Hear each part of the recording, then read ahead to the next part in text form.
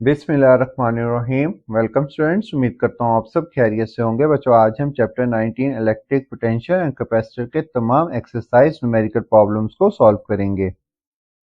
हमारे पास first numerical है 19.1।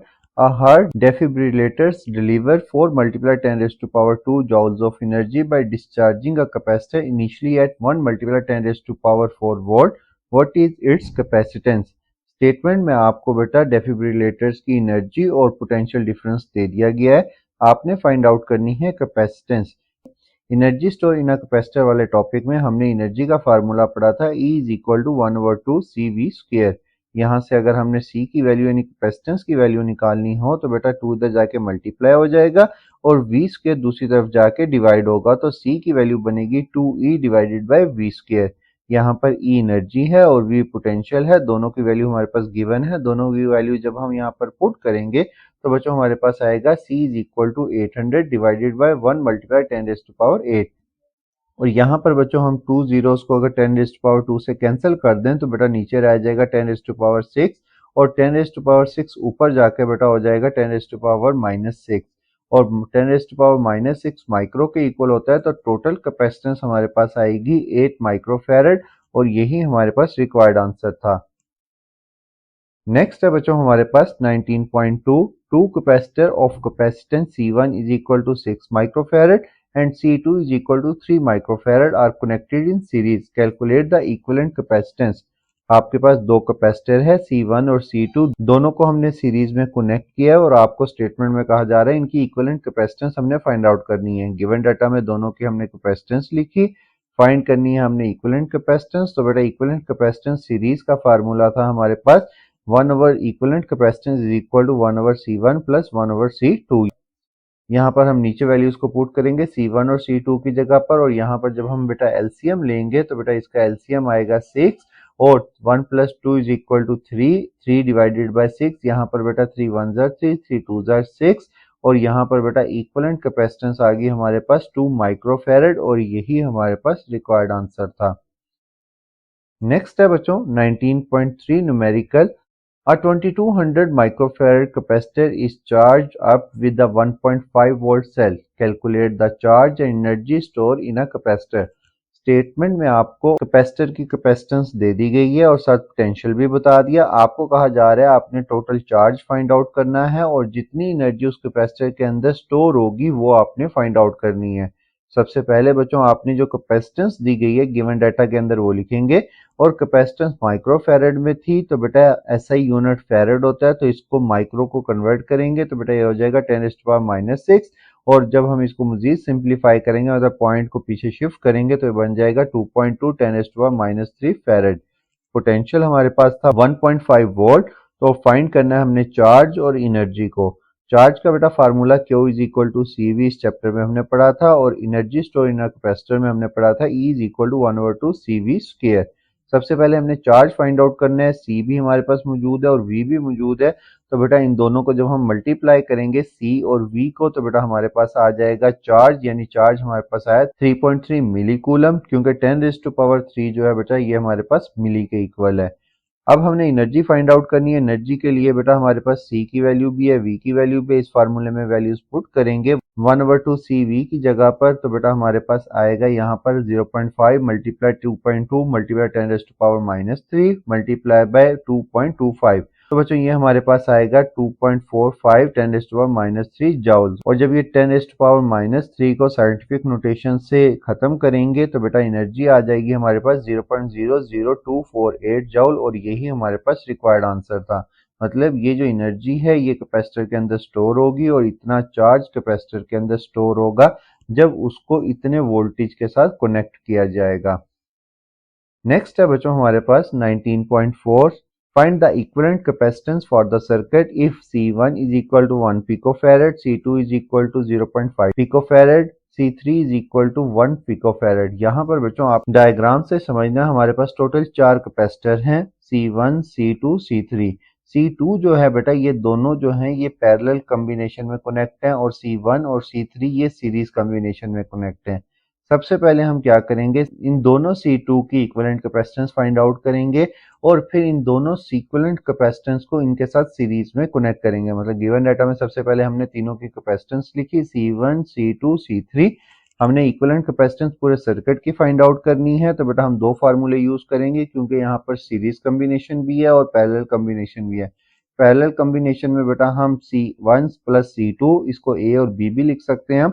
इसी तरह 1 ओवर सीरीज के अंदर हम लिखेंगे 1 over C1 plus 1 over C2। यहाँ पर A B भी आप यूज कर सकते हैं। A का मतलब है पहला कैपेसिटेंस और इसी तरह B का मतलब है दूसरी कैपेसिटेंस। 2C2 इन पैरेलल हैं, तो बेटा पैरेलल कॉम्बिनेशन को इन दोनों को सॉल्व करेंगे। इन दोनों को बेटा हम इक्विवेलेंट कैपेसिटेंस जब इनकी फाइंड आउट करेंगे तो बेटा आएगी 0.5 प्लस 0. क्योंकि C2 की कैपेसिटेंस थी हमारे पास 0.5। इन दोनों की इक्विवेलेंट कैपेसिटेंस हमारे पास आ जाएगी 1 पिकोफैरेड। अब ये दोनों जो हैं बच्चों हमारे पास इस C1 और C3 के साथ सीरीज में कनेक्ट हैं, तो बेटा हम सीरीज कॉम्बिनेशन लिखेंगे यहाँ पर 1 over C is equal to 1 divided by C1 plus 1 divided by C2P plus 1 divided by C3। मतलब इनकी जो इक्विवेलेंट कैपेसिटेंस आएगी उसको हमने सीरीज कॉम्बिनेशन में कनेक्ट करना है। यहाँ पर बेटा जब हम लिखेंगे तो यहाँ पर एलसीएम आएगा हमारे पास 1 और 1 प्लस 1 प्लस 1 3 होता है, तो बेटा ये हो गया हमारे पास 1 over C is equal to 3। और इक्विवेलेंट कैपेसिटेंस के लिए इसको रिवर्स करेंगे तो बेटा हमारे पास इक्विवेलेंट कैपेसिटेंस आएगी 1/3 पिकोफैरेड और यही हमारे पास रिक्वायर्ड आंसर था। नेक्स्ट है बच्चों हमारे पास 19.5, काफी लेंथी स्टेटमेंट है इसकी।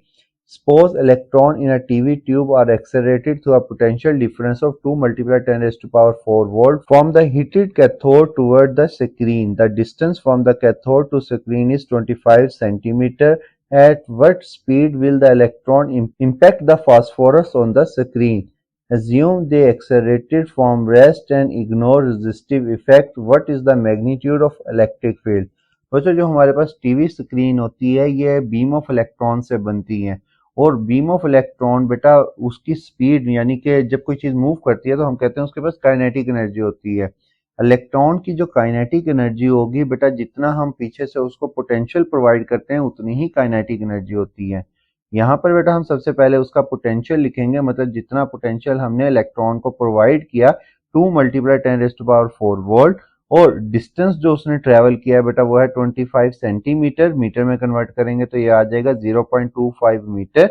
इलेक्ट्रॉन का जो बेटा चार्ज होता है वो होता है हमारे पास 1.6 10 रेज़ टू पावर -19 कूलम। ये बाकी की वैल्यू आप लिखना चाहें तो लिख सकते हैं, अदरवाइज आप 1.6 10 रेज़ टू पावर -19 कूलम लिखेंगे तो आंसर में कोई प्रॉब्लम नहीं आएगा।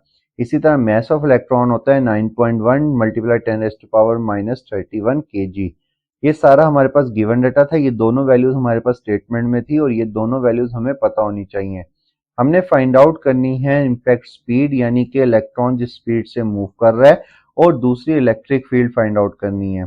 स्टेटमेंट्स के मुताबिक बेटा जो इलेक्ट्रॉन की काइनेटिक एनर्जी होगी वो उसके पोटेंशियल पर डिपेंड करेगी। मतलब इलेक्ट्रॉन का ईवी जो है वो इक्वल होगा 1/2 mv² के। जितना पोटेंशियल हम इलेक्ट्रॉन को देंगे वो उसकी काइनेटिक एनर्जी के इक्वल होगा। ये जो कैपिटल वी है बेटा ये हमारे पास पोटेंशियल को शो कर रहा है और ये जो छोटा वी है ये हमारे पास वेलोसिटी को शो कर रहा है। हमने स्पीड यानी वेलोसिटी फाइंड आउट करनी है तो बेटा v का फार्मूला आएगा हमारे पास v is equal to square root 2ev divided by m। ये पोटेंशियल है और ये वेलोसिटी है। इसमें सारी वैल्यूज जब हम पुट करेंगे तो बेटा हमारे पास वेलोसिटी आएगी 7.306 10 रेज़ टू पावर 15 यूनिट आएगा मीटर पर सेकेंड। और बेटा दूसरी चीज जो हमने फाइंड आउट करनी थी वो इलेक्ट्रिक फील्ड थी। इलेक्ट्रिक फील्ड का फार्मूला था E is equal to V divided by D. ये electric field as a potential gradient में हमने पढ़ा था E is equal to V divided by D. V की वैल्यू हमारे पास गिवन है और डी की वैल्यू भी गिवन है। दोनों को जब हम डिवाइड करेंगे तो बेटा E की वैल्यू आएगी 8 multiply 10 raise to power 4 volt पर मीटर और यही हमारे पास रिक्वायर्ड आंसर था। लास्ट न्यूमेरिकल है बच्चों हमारे पास 19.6। A network of 5 capacitor, each of capacitance C is connected between A and B as shown। आपको स्टेटमेंट में कहा गया 5 कैपेसिटर है जो A और B के दरमियान में कनेक्टेड है। पहली लाइन में बेटा हमारे पास 3 कैपेसिटर सीरीज में कनेक्ट है और दूसरी लाइन में 2 कैपेसिटर जो है वो भी सीरीज में कनेक्ट है। आपने इनकी इक्विवेलेंट कैपेसिटेंस फाइंड आउट करनी है। गिवन डाटा में हम लिखेंगे 5 कैपेसिटर है, सबकी कैपेसिटेंस C है, इक्विवेलेंट कैपेसिटेंस फाइंड आउट करनी है। सबसे पहले बेटा हम पहली लाइन के तीनों कैपेसिटर्स की इक्विवेलेंट कैपेसिटेंस निकालेंगे, तो बेटा वो आ जाएगी C/3, क्योंकि तीनों कैपेसिटर जो है बेटा वो सीरीज में कनेक्ट है। तो बच्चों हमारे पास C/3 टॉप 3 कैपेसिटेंस की इक्विवेलेंट कैपेसिटेंस आ गई। इसी तरह बेटा इन दोनों की हम इक्विवेलेंट कैपेसिटेंस निकालेंगे तो वो आएगी C/2। अब हमने टोटल 5 की निकालनी है, तो बेटा अब ये सारे जो हैं वो हमारे पास पैरेलल सर्किट में है। तो पैरेलल सर्किट के अंदर बेटा हम क्या करेंगे, C/3 और C/2 को जब ऐड करेंगे तो पैरेलल सर्किट में बेटा ये बन जाएगा 2C + 3C 5C/6। और ये हमारे पास आ गई बेटा इसकी इक्विवेलेंट कैपेसिटेंस इस पूरे सर्किट की। ये था बेटा आज का लेक्चर अच्छा लगा हो तो लाइक और सब्सक्राइब करना मत भूलिएगा। थैंक यू, खुदा हाफिज।